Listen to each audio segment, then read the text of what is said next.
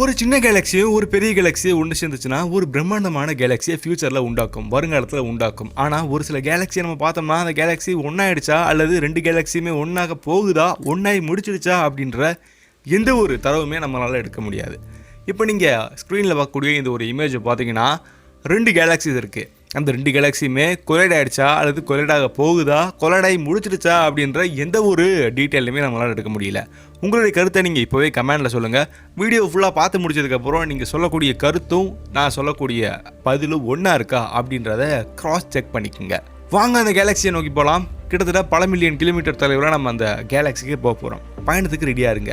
உங்களுக்கு இந்த மாதிரியான விண்வெளி சார்ந்த பயணங்களுக்கும் நம்மளுடைய பூமி பற்றின பல அறியப்படாத தகவல்களுக்கும் மறக்காமல் சப்ஸ்கிரைப் பண்ணிட்டு பெல் ஐகானை கிளிக் பண்ணுங்கள். ஐம் லோகபாலகார்த்திகேயன். யூ ஆர் வாட்சிங் Zenith of Science.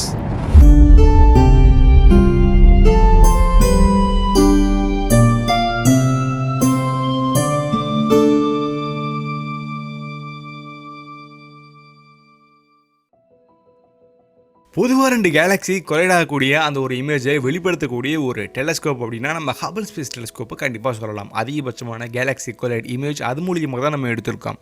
அந்த வகையில் இந்த ஒரு கேலக்ஸி கொல்யூஷன் பற்றின இந்த ஒரு இமேஜுமே நம்ம ஹபிள் மூலியமாக தான் எடுத்திருக்கோம். இதை விஞ்ஞானிகள் NGC 4496A அப்படின்னும் இன்னொரு கேலக்ஸியை NGC 4496B அப்படின்னும் வகைப்படுத்தியிருக்காங்க.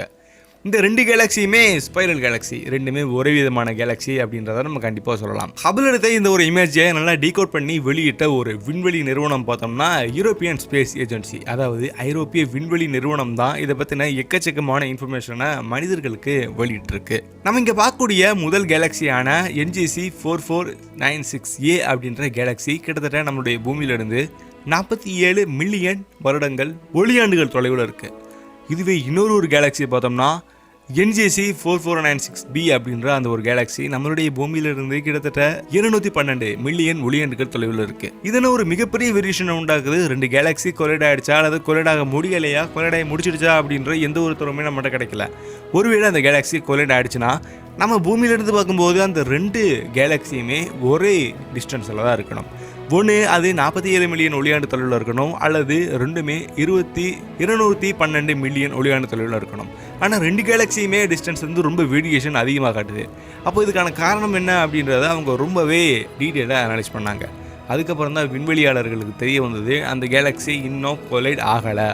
நம்ம பார்க்கக்கூடிய இந்த ஒரு பாயிண்ட் ஆஃப் வியூவில் அந்த கேலக்சி கொலைடான மாதிரியான ஒரு தோற்றத்தை கொடுக்குது. அதாவது இது அவங்க ஓவர்லேப் அப்படின்னு சொல்லுவாங்க. உதாரணத்துக்கு நீங்கள் ஒரு இடத்துல உங்கள் கையை வைக்கிறீங்க, அதாவது ஒரு டெஸ்க் மேலேயோ ஒரு பெஞ்ச் மேலேயோ ஒரு ஃப்ளாட் சர்ஃபேஸ் மேலே உங்களுடைய கையை வைக்கிறீங்க. அதுக்கு மேலே இன்னொரு கையை நீங்கள் வைக்கும்போது நீங்கள் அந்த கையை நேரில் பார்க்கும்போது, அதாவது முன்னாடி பார்க்கும்போது ரெண்டுமே மேலே இருக்கிறது தெரியும். ஒரு கைக்கு மேலே இன்னொரு கை இருக்கிறது நமக்கு வெட்ட வெளிச்சமாக தெரியும். ஆனால் இந்த ரெண்டு கைக்கு மேலே இருந்து பார்க்கும்போது உங்கள் முதல் கையும் இரண்டாவது கையும் ஒன்றாயிடுச்சுன்ற மாதிரி தோணும். ஸோ இந்த ஒரு கண்ணோட்டம் தான் நம்மளை இந்த கேலக்ஸி கொலைட் ஆகிடுச்சு அப்படின்ற ஒரு எண்ணத்தை உண்டாக்கியிருக்கு. ஆனால் கண்டிப்பாக இந்த ஒரு கேலக்ஸி கொலைட் ஆகும் அப்படின்றது விஞ்ஞானிகள் வந்து சொல்கிறாங்க. ஏன்னா இதில் இருக்கக்கூடிய ஒரு சில ஸ்பைரலாம்ஸ் அப்படின்றது இன்டர் கனெக்ட் ஆகிடுச்சு. அதாவது NGC 449B அப்படின்ற ஒரு கேலக்சியும் NGC 4496A அப்படின்ற ஒரு கேலக்சியுமே அதில் இருக்கக்கூடிய ஒரு சில ஆர்ம்ஸ் அப்படின்றது ஒவ்வொரு கேலக்சிக்கும் நடுவில் போயிடுச்சு அப்படின்றத கன்ஃபார்மாக சொல்கிறாங்க விஞ்ஞானிகள். சரி, எப்படி இந்த ரெண்டு கேலக்சியுமே ஒரு கேலக்சிக்கு மேலே ஒரு கேலக்சி இருக்குது இன்னும் கொலைட் ஆகலை அப்படின்றத கண்டுபிடிச்சாங்க. பொதுவாக ஹபிள் ஸ்பேஸ் டெலஸ்கோப் ஒரு விண்வெளி பொருளை கண்டுபிடிக்கணும்னா அது ரேடியோ அலைகளை அப்சர்வ் பண்ணி தான் கண்டுபிடிக்கும். அதாவது புற ஊதா கதிராக இருக்கட்டும் அல்லது இன்ஃப்ராரெட்னு சொல்லக்கூடிய அகச்சிவப்பு கதிராக இருக்கட்டும், அங்கே வெளிப்படக்கூடிய அந்த கதிர்களை அப்சர்வ் பண்ணுறதன் மூலியமாக தான் நம்மளால் கண்டுபிடிக்க முடியும்.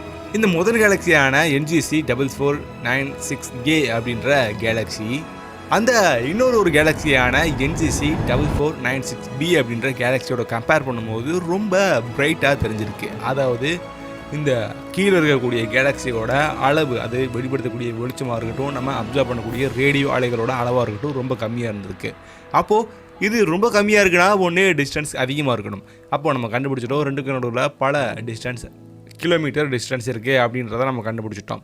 அது மட்டும் இல்லாமல் அது இந்த ஓவர்லேப் இருக்கக்கூடிய நம்மளுடைய கண்ணோட்டத்தில் மேலே இருக்கக்கூடிய கேலக்சிக்கு கீழே இருக்கக்கூடிய கேலக்சியிலேருந்து வரக்கூடிய ரேடியோ அலைகளை மேலே இருக்கக்கூடிய கேலக்சியை வந்து தடுக்குது. இதன் மூலியமாக அந்த கேலக்சியை பார்க்கும்போது ரொம்ப டிம்மாக இருக்குது அப்படின்றத விஞ்ஞானிகள் சொல்கிறாங்க. ஸோ இந்த மாதிரியான வெவ்வேறு ப்ராப்பர்ட்டிஸை பேஸ் பண்ணி தான் இந்த கேலக்சி வந்து இன்னும் கொலைட் ஆகலை, ஓவர்லேப் ஆகுது அப்படின்றத அவங்க கண்டுபிடிச்சிருக்காங்க.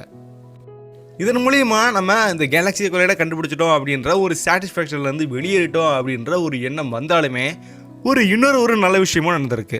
அதாவது ஒரு மிகப்பெரிய கேலக்சி, அந்த கேலக்சிக்கு பின்னாடி இருக்கக்கூடிய இன்னொரு விண்வெளி பொருள், அது கேலக்சியாக இருக்கட்டும், நெபுலாவாக இருக்கட்டும், நட்சத்திரமாக இருக்கட்டும், எனி ஒன் ஸ்பேஸ் ஆப்ஜெக்டை எப்படி இது டாமினேட் பண்ணுது, எப்படி அது அதோடைய வெளிச்சத்தையோ அதோடைய ரேடியோ அலைகளையோ நம்மளை தாண்டி, அதாவது அந்த பிரம்மாண்டமான கேலக்சியை தாண்டி நம்மளால் பார்க்க முடியாத அளவுக்கு அது தடுக்குது அப்படின்றத நம்மளால் கண்டுபிடிச்சிக்க முடியாது. இதன் மூலியமாக நம்ம எக்கச்சக்கமான விண்வெளி ஆய்வு அப்படின்றது கொஞ்சம் வித்தியாசமாக முன்னெடுக்கிறதுக்கு வாய்ப்பு இருக்குது. ஸோ இந்த விண்வெளி பயணத்தை பற்றி உங்களுடைய கருத்தை கண்டிப்பாக சொல்லுங்கள். இதே மாதிரி வேறு ஒரு விண்வெளி பயணத்துக்கு போகணும்னா நீங்கள் சப்ஸ்கிரைப் பண்ணிட்டு வெயிட் பண்ணணும்.